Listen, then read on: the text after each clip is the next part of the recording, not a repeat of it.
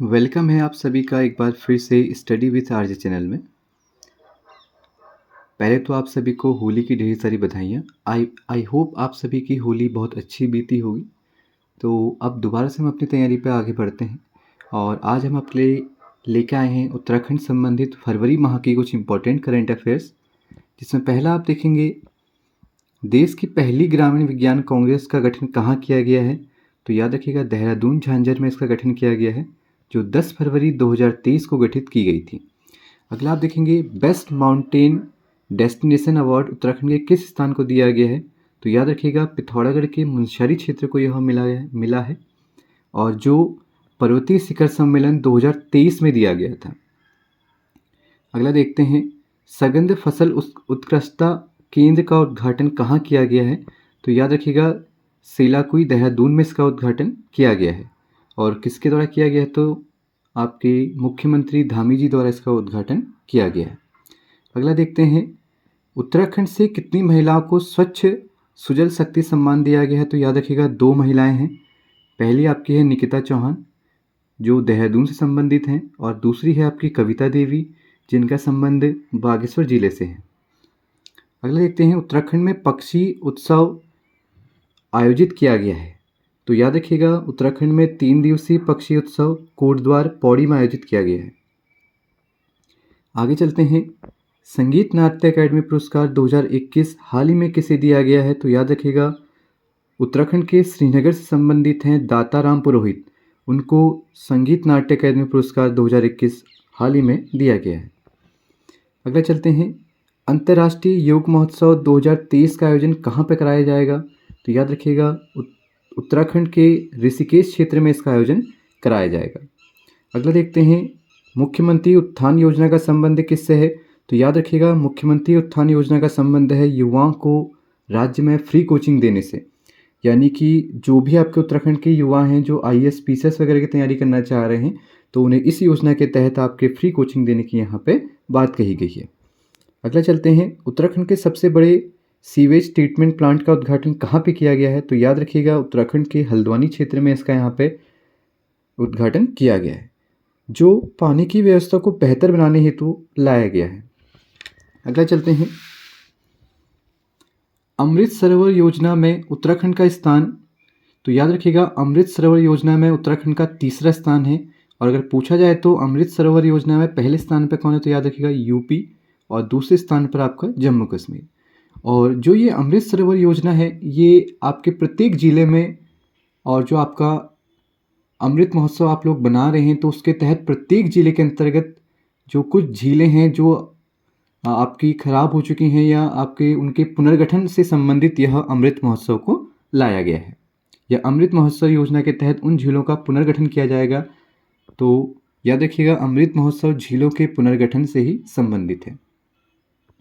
अगला देखते हैं देश का पहला हरित ऊर्जा आधारित सौर पैनल निर्माण संयंत्र उत्तराखंड में स्थापित किया जा रहा है, जिसके लिए भी जगह डिसाइड नहीं की है, बट जैसे ही इसके लिए जगह भी डिसाइड की जाती है तो हम आपको ज़रूर अपने आगे के लेक्चर में उसकी जानकारी देंगे। अगला देखते हैं भारत व उज्बेकिस्तान के मध्य संयुक्त अभ्यास डस्टलिक का आयोजन कहाँ पे किया जा रहा है। तो याद रखिएगा पिथौरागढ़ पे, जिसमें कुल आपके 90 सैनिक भाग ले रहे हैं और भारत व उज्बेकिस्तान के मध्य संयुक्त अभ्यास की शुरुआत जो मानी जाती है वो 2019 से मानी जाती है कि 2019 में इनका पहला यहाँ पे अभ्यास देखने को मिला था और जो अभी वर्तमान में चल रहा है वो आपका पिथौरागढ़ में चल रहा है।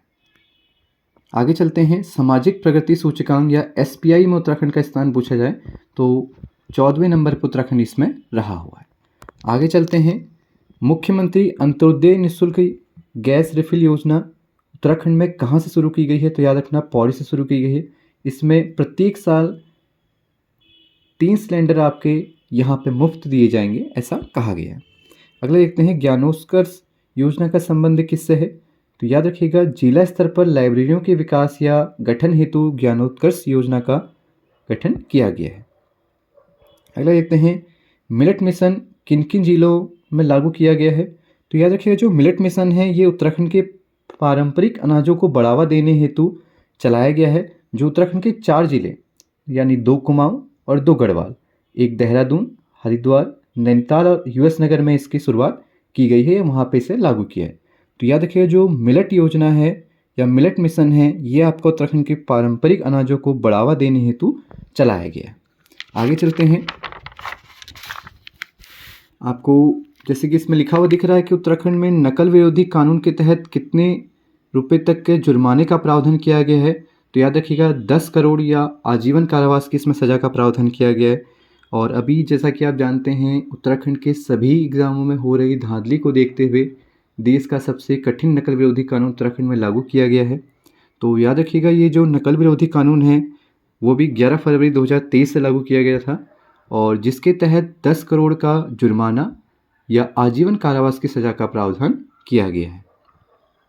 अगला देखते हैं, राज्य में पर्यटन पुलिस की संरचना किस राज्य की तर्ज पर शुरू करने का विचार है या उत्तराखंड ने इस योजना को लागू करने का विचार किया है। तो याद रखिएगा यह पर्यटन पुलिस जो चलती है वो केरल और गोवा में है, उसी की तर्ज पर उत्तराखंड में भी शुरू करने की बात चल रही है, उसका विचार लाया गया है। अगला देखते हैं, उत्तराखंड के कितने शिक्षकों को शैलेश मिटियानी पुरस्कार मिला है। तो आपको पता है शैलेश मिटियानी पुरस्कार शिक्षा के क्षेत्र में दिया जाता है, शिक्षकों को दिया जाता है और वर्तमान 2022-23 में यह 17 शिक्षकों को मिला हुआ है। अगला देखते हैं, उद्यमशीलता वार्षिक शिखर सम्मेलन का आयोजन कहाँ पे किया गया। तो काशीपुर में इसका आयोजन किया गया है।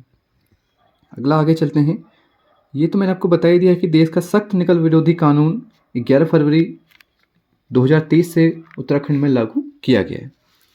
एक लास्ट यहाँ पे हम आपका डिस्कस कर लेते हैं कि खेलो इंडिया यूथ गेम्स 2023 में उत्तराखंड को कुल कितने पदक मिले हैं। तो याद रखिएगा कुल 7 पदक यहाँ पे उत्तराखंड को मिले हैं, जिसमें से 2 गोल्ड हैं। और याद रखिएगा खेलो इंडिया यूथ गेम्स आपके आयोजित एमपी में किए गए हैं, जिनमें प्रथम स्थान पर महाराष्ट्र, द्वितीय स्थान पर हरियाणा और थर्ड स्थान पर आपका एमपी ही रहा है।